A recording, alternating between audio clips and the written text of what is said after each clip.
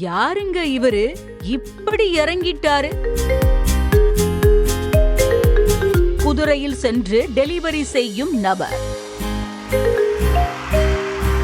சமீபத்துல ஒரு video இன்ஸ்டாவில viral ஆகிட்டு இருக்கு. அதுல ஒரு குதிரையில ஒரு நபர் போற மாதிரி தெரியுது. ஆனா அவர் மட்டும் அந்த குதிரையில போகாம ஜொமேட்டோ பேக்கும் அந்த குதிரையில போகுது.